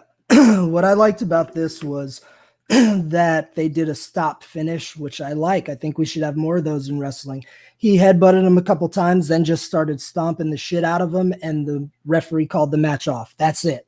And Holland was almost like in a trance, like he'd snapped and beat him. That the guy that portrays Ridge Holland is a former high-level rugby player from the UK. Okay. When I was regularly touring the UK, he got up with Marty Jones. He wanted to get into pro wrestling. He always loved it as a kid, but his father pushed rugby on him. So he got to the highest level of rugby and decided for whatever reason he wanted to follow his passion. Genuine dude, strong as a fucking ox. I've lifted in the gym with him, and the weight he puts up is incredible. I had one of his very first matches. He looks like a very young and fit William Regal, too, in the way he moves. Go ahead, sorry. And also who trained William Regal, Marty Jones. So I had one of his first matches when he was performing as Luke Menzies. And he was big and green, which is a dangerous combination. Is that a rib name in the UK? Nope. That's okay. Luke Menzies, I thought it was like a fucking menstrual thing, and that was just be a rib, like one of the UK swearing things that they have weird over there. No, okay. It's not Cockney Rhymes. Okay. And Luke was big and green, which is the most dangerous combination for a wrestler. But what I appreciated, the match was all right. It was one of his first matches as a rugby player, so it's not going to be WrestleMania fucking 25, Michaels and Undertaker. But he's a student of the game, and he listened, and he absorbed every single piece of knowledge I gave him, every piece of knowledge he got from Marty, from Johnny Saint, etc. Within a year, he impressed by fundamentals because Marty made sure he learned his fundamentals before he did anything. When he got his first look, he's big, he's strong, and he got his job by doing fundamentals. What impressed people the most about Luke was the way he grabbed a hammerlock. So people out there listening, when you hear Hamin and I talking about fundamentals, literally that's how one man got a job that you now see on TV. I hope with experience he continues to get better because I like the dude and I think he can make some money. I agree, man. I saw money written on him for sure, and I wasn't familiar with him, so I'm glad to get that backstory there. The first dude they killed, do you think that was like a Marco stunt rib to have the? No, I know that guy, and he's a hell of a talent. Yeah. He was on. He trained in Orlando. 2 weeks. I'm not saying he's a rib. I'm saying, do you think them killing him right away like that is a rib on Marco's stunt for them or no? Could be. I don't know. I mean, we're not here to talk that really. We're here to coach. Those two kids did a good job. All three of these guys for Grimes did okay. I was thinking for Grimes, I wrote this down. I've worked them. I think they're hitting on all cylinders and Impact. If it was me, and I'm sure they're even friends, I'd rip off the Diener stuff, dude. That's what, if Grimes is going to do it, he's got to act like the Dieners. And right now, it's like some weird in-between thing that I'm not sure what it is, and I don't see the money on it. It kind of feels like, the rock star guy who fucking makes horror movies and shit. Rob Zombie? It feels a little like out of that, but I don't think that's really touching anybody at home. You know what I mean? Cameron Grimes' gimmick is his hat. Right. You want to know more about him? I share the same philosophy. He's a fucking great talent. Yep. We need to find out who. He be ready from Impact. He did great on Impact with as Helms and those guys. One other thing I skipped over. Excuse me. No heat on Sil. Candice LeRae and Gargano backstage, the power couple thing. I don't know. This, like them trying to get heat. I just wrote, what did this all mean? Like, they were just kind of being facetious and like, I don't know, trying to be cool, but not, because Johnny is such a timid and pretty nice guy most of the time. For him to go out of his way to find a heel character here is what they were trying to do and tie them together. And even what she said to be the C player in there, or the B player in that scene, really didn't back up what was going on with him. It just confused it a little bit more. I didn't get a lot of heat out of here for them bullying the announcer after she leaves. Oh, she's so stupid. Well, no, I just think the announcer's stupid. Sure. Yeah, I'm not sure what the business of that was, other than to give them FaceTime. I have something really good in mind for them that I might try to reach out to Gargano to suggest, because I think you could do something. Hey, what'd you think? I noticed the advertisements coming up for WWE Now on Peacock. That's a very interesting development. Remember on the investor call several months ago, Vince pointed out how they were now a part of going to be a part of a new streaming service right before WrestleMania. Then they said they were also going to charge like $70 for WrestleManias, this weird era. Peacock was suggested. Now we find out that it's true. They did a little commercial about it. But what does that mean for the WWE network? That kind of left me a little intrigue. Yeah, I don't think Peacock you might get some specials there, but I don't think that has anything to do with WWE. That's NBC realigning everything. So the way, from what I read in the Variety thing, where talked about what's his fucking name? USA president Jacob Ullman is the one at Fox that deals with SmackDown. Chris something, whatever. Chris at USA was the president, so he was dealing with Raw. But every station in the NBC blanket, so USA and yada yada yada, I don't have them in front of me, each had their own like marketing team, each had their own programming team, each had everything. Now all that, I guess, is getting streamlined into NBC Peacock, where there's going to be a massive marketing department that deals with USA's properties, Nickelodeon's, that whole team. They're not going to be separate anymore. So I don't really think this is about WWE streaming service about it. It's about NBC's streaming service getting realigned, and how WWE Raw content, after Raw, things like that fit into what their model is going to be. So you might get a couple little offshoot things, little projects, maybe not, but it really, I don't think is going to affect the network or WrestleMania being on Peacock or anything like that. And if it is, they've worked out the deal that it's going to be the same price, and Vince will get X amount of kickback off the Peacock one. I got to believe that in there if they were going to offer it, because there's no way they'd let them go head to head that way, Yeah, so it could just be a second stream of revenue. I'm wondering, and what I'll see play out is how that affects subscription to the network. Yeah, I think it's going to be mainly your TV show based stuff. So I don't think it's going to be like your Steve Austin podcasts and shit like that aren't going to be on there. That's me hypothetical, but we'll see. Skip that page. Oh yeah, Kushida. Why did you get an airbrush to 35? All right, cool. You got Caden Carter against Xia Li. Caden Lee of WWE. We had a little pre-tape for Xia Li too, right? Jaya. I think we had a very quick pre-tape for Xia Li. Yeah. I was hoping you would pop for the J-Rock, but I guess not. No. With Io Shirai and Big Man, what's his name? He's from Monster Factory. Martinez, Damian Priest. And here is what we shouldn't be doing.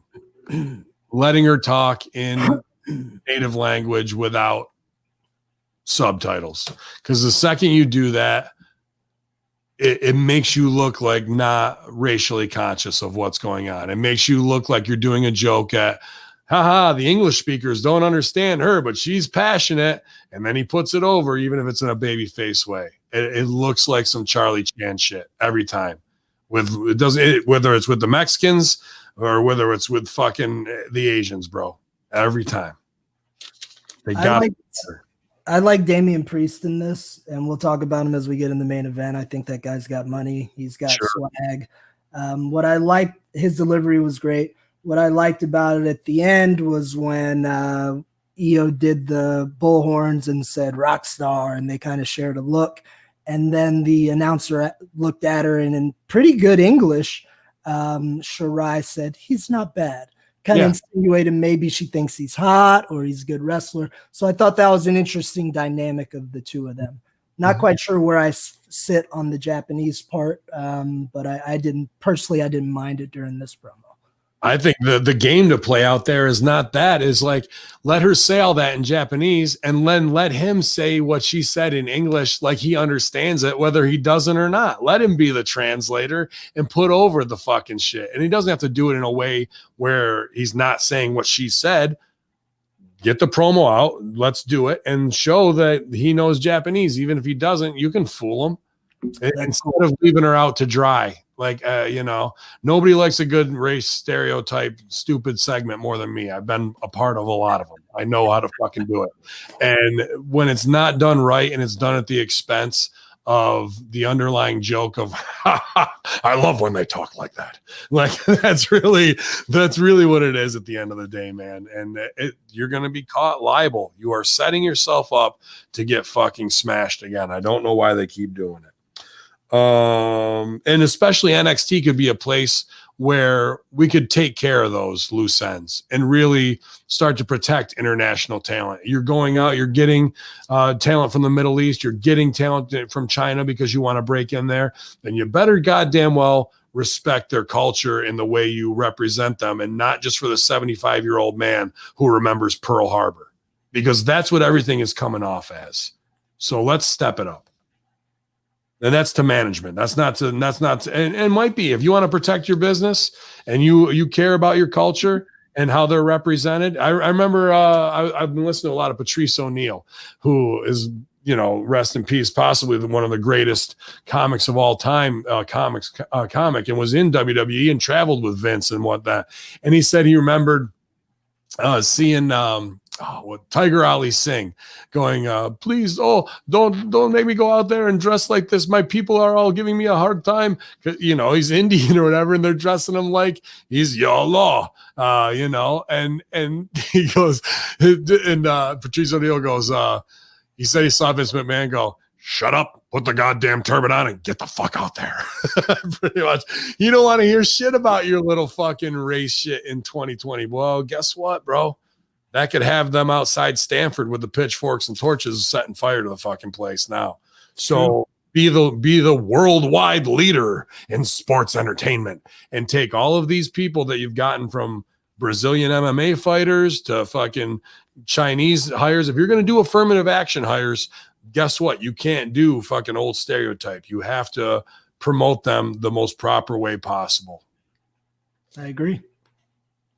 YOLO, says the culture vulture. Cole Theory, try him. So in this match, I don't know, man. I would have liked to seen a little bit more of the Chinese wushu and martial style. She's just out there doing the basics and fundamentals of wrestling, which I get because who knows what wrestling training she was able to get in China. So I didn't mind it for the safety factor, but we could have used a little bit more of, her stuff mixed in to get over the international flavor in this. Then they take a bump to the floor for no reason. Like that. Well, no, she goes out and the heel pulls the baby out to take the flat back to the floor again in front of nobody. And I'm like, dude, heat on the agents. It's got to be the same girl agent, possibly, right? Who's agenting both women's matches, and they're allowing these things to fucking happen to their performers. Yeah, go pull her out and let her take a 4-foot fall to the floor. She's only been in here for 2 years. Fuck it, go do it for no reason. Did you watch the women's battle royal on NXT last week? No, I didn't. Go check it out. They were taking some of the most death-defying bumps. I couldn't believe it. Dude, I got bumped to the floor, question mark, not safe, bad for business, dude. Like, it boggles my mind. And I can't put it on these young green performers because you and I were both in that position where I've even had to talk to you, a more veteran performer than I was at the time, to cut that shit out because it's not necessary for what we're doing here. And I love you and I don't want you to get hurt. Like, do they all just hate each other there and go, yeah, go fucking do it. That'll be awesome. Don't pull her right out. Let her fall 4 feet to the back of her head. What could possibly go wrong now? Performers sometimes need to be saved from themselves, and everybody needs that. Like, as far as the match itself, it was just designed to be a quick match to advance a little bit of a story. They did like a lot of like switch reversals and pins and stuff. Good. We got some really good striking from Xia Li. I want to see a lot more of that. The only thing with Xia is she doesn't have her timing yet and kind of her sea legs on the wrestling end. So sometimes she still gets caught kind of standing around at the wrong position. So I would invest in her, though. I think you could do a lot with her, put some time in. What was important about this match is I believe this might have been Caden's first win on television. And then we had the heel turn at the end with Xia, who's seems like they're kind of doing a similar version to Kushida now, but she's going to be heel doing it. Isn't that weird though? Like they're going for the Ring of Honor spot there. And I'm like, all right, good international shit on based on what you're trying to do. Get your Chinese market over. Nope. China's a heel. She's fucking heel. I was like, all right, that's a choice too. That's a choice. No rub, straight heat. There we go. Yeah, pal. Goddamn red. All right, I've been dying to hear your take on this. I believe our next segment on deck was the intimate sit-down interview. Yeah, dude. You know, Sean's looking at them both while looking straight ahead. That was interesting. I thought that was good. He didn't have to turn his head at all. All Shawn Michaels jokes here all week long, folks. Yeah, dude, this was bad bits. This was as unnatural, in my opinion, as it was forced, going back and forth. He's a good Irish boy. Like to get those little things in there. I don't know. It just didn't flow back and forth. I think that would have been a lot better to say, dude, you and I worked whatever. You worked 20 years. I worked 15 years. I like that. That was about the only real thing in this whole thing to me that went back and forth, where it should have been, yeah, I've been following you and I think you blew your shot and I'm not going to blow my shot. And this is my time to do it. Look, you got all the way up there. You were champ. I was happy for you. I was super happy for you. They're not putting each other over. You know what I mean? Of what the story has been led to. And then put the digs on them. But you take these stupid risks, buddy. You're too worried about being in the spotlight. I'm not going to make those mistakes. I've learned from your mistakes. And I've got 5 years to get it right behind you. You're already on the back side of the mountain on the way down. Kyle O'Reilly is just hit base camp 1 and I'm going to Summit, daddy. You know what I mean? Like really put the screws in on what is up with Balor's career, how he is a shooting star and didn't really get the shine of the way he was. Instead, we have this back and forth egregious, them trying to be them instead of talking about the relationship. And that's really what we needed. My biggest question was why they shot it in the dark like they did and why we had that music over top of it. Maybe because it was so flat. I've done this, right? So you'll cut promos. Maybe yours aren't as stylized. Well, they are. Your psychedelic stuff had plenty and you're a musical prodigy yourself. So you understand the underscoring. And I've cut promos where I'm like, all right, it's a good promo. But then when you put the music under it, you're like, fuck yeah, now we've got something cinematic. It adds to what I wanted to do. Or a B+ promo can actually become a B can become a B+ with a little music underneath. And I think maybe that's what this is. Because if you take the music out, this would have probably floundered even more.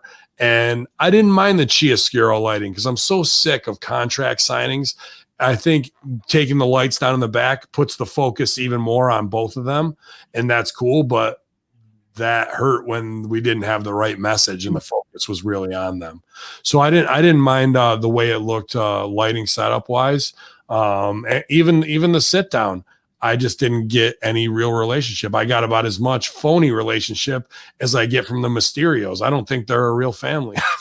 I've never seen a family not interact with each other in a more like trepid way. I'm like, ugh, it's weird. What's going on in that household, dude? So, this was a little bit more of that. And, you know, I'll Barry Horowitz it. this is where you need me, bro. There's nobody going to be able to punch this scene up more, get a better performance out of Sean and fucking these two than me at this time, man. I don't think those guys have ever had an acting coach to put the wires to them and really tune them up and say, dude, here's what you're capable of. Let me do these exercises and show you what you have inside of you. So then we'll come back and do the scene and you're really going to have the confidence and talk about what you want from that other person. It's not about you. It's about how you plug into their thing and say yes and to their idea and what they were. Out of that, real realities for your crowd are going to come out in real time that are undeniable truths. And that's what we really want to see to blur the line, are those undeniable truths. Absolutely. And the music to me almost sounded like romantic music. So with the scene and the lighting and the three men there, it seemed a little too intimate to me, and I don't think in the direction they were attending to go. For the fucking violin player to come in with some wine and shit. Like it was really weird. It was a very romantic sit down with Sean. It was, and a questionable choice about it was when they would do the close-up shots on each of them as opposed to having the table. So as opposed to a string of dialogue, it was clear that it was cut, I'm going to do my part, cut, you're going to do your part. So it just didn't flow together congruently. Like, it made me think back to Hogan and Andre when they had their big angle and they're at this table with reporters. It's a press conference and Heenan's there and they're signing the contract. And it was all tense. And granted, their story was different, but it was tense and had this air of realism. And finally, Hogan signed the damn contract and he's looking at Andre. Andre delivers like one or two lines. And you're like, holy shit, I want to see these two guys collide. The one thing I didn't get, which was the complete opposite from O'Reilly earlier, I didn't get any realism during this promo. The last line Finn delivered was kind of real. And it wasn't that they were both bad or anything like that. It just felt so written that it was lost. Doing bits from, I've got freckles and I'm going to knock those freckles right off your face. Oh, okay, dude. Like, we're doing bits and written lines. And the story was that they were boys going back, right? And the one got out and one was still left to fucking fend. I didn't get any of that. I didn't get any of that aside from what was going on beforehand. They looked right, but you're right. Those cuts up close, maybe too much production, Jimmy. It was too produced. Yes. Yep. To produce. Good stuff. Yeah, I put wrestling BS. The washing hands bit. What's this? This is one hand washing the other. Oh, you got me. Burn. Oh, like what do you expect there, dude? Like, not good stuff. That was your time to connect. And I would have reshot that whole scene and been like, to look at it. And been like, we tried, but we're missing something. Let's go back. And it wouldn't take much to redo that. Main event time, baby. Yeah, we get Io and Martinez gimmick versus the Garganos. And, back and forth was good. The girls were really laying some shit in there. I was like, wow, dude. I'll tell you what, though, one thing I wrote, if you set me up with a butterfly vertical suplex into a backbreaker, that's not a setup. You're beating me with that. If you get me vertical in a butterfly lock and then hit me with the backbreaker, we can go home there. You don't got to come back to hit the moonsault. That's plenty enough. Okay. So the run-ins, I like the power couple stuff, to be honest with you. I think this is smart, and I think they should have been doing it on the main roster for a long time now, especially with Zelina Vega, Aleister Black, Bianca Belair, Montez Ford. Who else do we got up there? You could have had Moxley and Wife before they departed. There's a bunch of power couples. Oh, Mia Yim and Keith Lee. And there's a lot of things that could have been a lot better off. And I think this power couple angle is a smart thing to do there with them as the champions. That final visual with them together was good. The problem is they're so I don't want to say lack of charisma and have been over as baby faces. So how do we get real heat on them? You know what I mean?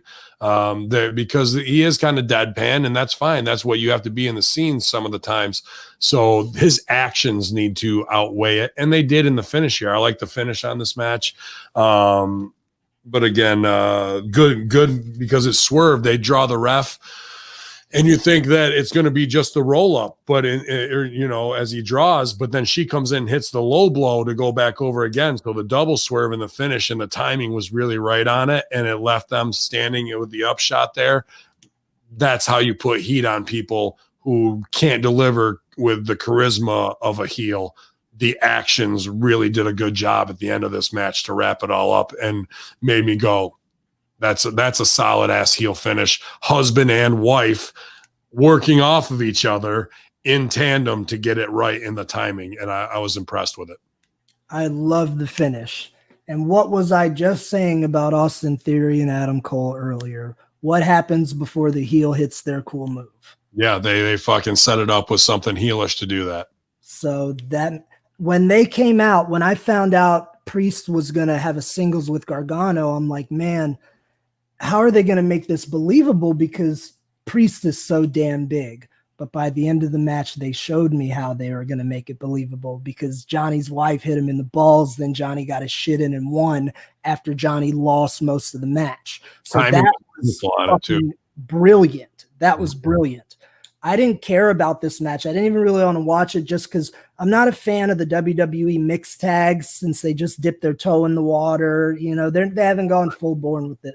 But to the credit of the performers, they got me into the match, and I really dug the finish. I agree with you. I love the power couple idea, and I have some ideas I want to shoot by Johnny. And to answer your question, how do we get him from that deadpan? It's annoying. We need to have him be annoying to the audience to watch. That's how we're going to get some heat on him. Lorraine's doing a good job in the heel role. I'll give her credit. I like the butterfly wings look and some of the facials. She's picking it up. She just needs some of the grappling training I was talking about earlier. Her strikes are good, and she's athletic, like she can moonsault and shit. But we need to get some of those transitions and the actual wrestling a bit tighter. Io Shirai is fucking awesome, incredible, and Damian Priest got money written all over him. They gotta pull the trigger on Priest and make some money with them while they can. Io Shirai, I like her new gear, sexy, looks good. Looks very very Fast and Furious type. Good look for her. Where I've seen other heels on the show tonight wearing babyface gear, and it messed me up, especially the Kushida thing. Wow. And he's supposed to be the baby or whatever. We can go back and listen to that. But yeah, man, that is our next level review. I got to say, for the kids in the ring, overall as a class, I got to give you a C+ tonight, because we took too many goddamn chances that could really hurt somebody, and I don't want to see any of those kids be knocked out of their career at that young of an age. So let's police our locker room a little bit more. All right, that's up to you guys, and say, guys, let's not think we're over. Let's realize that we are here in development, even though we're on TV. Let's all be on the road together 5 years from now as a locker room. Not, man, wouldn't it be great if this person was here if they only didn't have a fucking busted up neck or that or the other. So look out for each other. If somebody wants to do some crazy shit like that, say, you know what, let's do the threat of violence. Let's threaten it. And because in their mind, they're going to believe we hit a sliced bread, but I can find a better and safer way for us to make sure that we're not taking that chance. So, not a bad grade on everything. There was a lot of good wrestling on here. The finish at the end was awesome. And people are doing really good effort, better effort than I'm seeing on the main roster in their promos. That Santos thing is good. Really think about your characters, guys. How would I react? Where can I start rounding things out? But at the same time, I get it. Like, you're going to work on a character at NXT only to what? Be rebranded T-Bar or fucking Chisel Chest up in Retribution and everything you worked for. Well, you're in WWE, and that's the way things go. But play it like you're building a character that will be so undeniable that it has to carry over to the main roster. And then when they tell you to do something else, you just say, thank you. I will do everything I can to make it awesome. But get the reps in now that it's something you believe in, because that's going to make it, because obviously they don't care as much. They're going to let you have that freedom to some degree. So do something that's going to make you confident, build your confidence, and that you're going to have somewhat fun doing, and is going to get you to where you want to go. And then they're going to see that potential in you, and they're going to take you to the main roster and fuck it all up. It'll be a great time for everybody. I agree with a lot of what you said. And I don't know if you read about this yesterday, but they unveiled a new male member that's coming to Retribution, and his name is Smokey. So that should be an interesting development here. He's back on the streets. What up, Smoke Dog? Woo, woo, woo, woo, woo. Smokey, you been eating corn? Yeah. The man's got to eat. The man's got to eat. But overall, man, I'll say this: NXT consistently remains the best bell-to-bell show that WWE has. And in my opinion, it remains one of the best wrestling television shows going today. I just appreciate a lot of the elements that they do. We had a solid main event. The Adam Cole match was pretty damn good. I was enjoying. I got into the opener until we had Shotzi almost die twice, and that took me right out of it. So good show overall. Only thing to me, man, I don't know if you felt the same way. I don't know why, but it seemed very long last night. Like it was not that anyone was doing bad things or that the show was bad. The show was just fine. Had I not been reviewing this with you today, I would have stopped watching after hour 1 and watched the rest at another time. That's what I ended up doing that. So I probably can't agree. I mean, like on the same level of watching it all in one sitting. So I can see you feel that way, because to me, I was like, it wasn't bad broken up. So if it was long in the tooth, and they had a lot of pre-tapes and packages and a lot of entertainment things to break it up the right way. I thought it was booked the right way. The card was. I didn't feel anything, out of place that way. But maybe it was a little more long in the tooth than AEW. Could have been. So I'm going to check out AEW today, and next week we'll talk some AEWs. Awesome, man. Well, what else we got going on this weekend? I saw a lovely Jenna Van Muscles doing that Muay Thai yesterday. That's what inspired me to get off my ass and hit that Shane Faison fight tips. So I'm glad to see she's working hard. And actually, the girl in the little opener, we didn't talk about that. The very opener, she reminded me of Jenna with that kind of before and after picture she posted. The girl looked good, but she was a little soft, and I'm like, man, she should get on that Muay Thai that Jenna's on right now and tighten up. I love seeing that kind of progress, and it always pumps me up on Instagram. So what do you guys got going on this weekend? Yeah, man, she's preparing for her fighter test. Like in Muay Thai, you have different levels. So you have to be tested into ceremony and a ritual and shit like that. So she's getting prepped for that. I'm doing some good things over at the Side Dojo, busting people's ass. Still not opening up my online stuff for outsiders yet. I have my core list of students that I'm working with, but the waiting list right now is still around 6 weeks. So hit up Superstar Seminars if you would like to be added to that list. But yeah, man, I'm just trying to get healthy. I'm doing little things to try to work out a little bit without pushing it. To be honest with my boy Hamin, and I feel like the audience is kind of a family in a weird, fucked up way. Sure.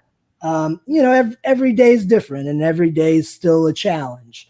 But I was looking at myself in the mirror yesterday, putting my hair up as I was getting ready to go into this new appointment with the new doctor, and I felt like I was in battle again. Like that wrestler in me is still strong as ever. I'm like, all right, motherfucker, here's another fight, and I ain't going down. So here we fucking go. So I'm doing all right, man. I'm playing music. I'm focusing on things that are just going to make me a healthier person, and trying to live my life the best I can, my brother. And it's always awesome when I get to catch up with you and chat wrestling, because I fucking love it. And you're my dog, and I love hanging out with you. Absolutely, man. I feel the same way. I always lifts my spirits when I'm under a mountain of stress and work that I put myself under, to get to talk to you, just to hear that raspy laugh is all I need at the end of the day to bring me up, man. And it's probably the end of Switch Up September here. We'll be back doing AEW next week, but it was nice to get to take a look at NXT and do it from a coach's point of view and not have red ass about everything. I said I hope nobody gets hurt doing dumb shit. it can happen on anything. So why take extra chances, you guys, really? And that's true in life. If you're going to go out and deal with some maniacs at a goddamn protest or whatever, like lay out when you need to lay out. There's no reason to be doing these things just to fucking get an emotional response for yourself, man. In the words of Dusty Rhodes, don't do shit you don't know how to do. Exactly. So we're going to be here keeping it live the rest of the week. Friday Locker Room will be posted.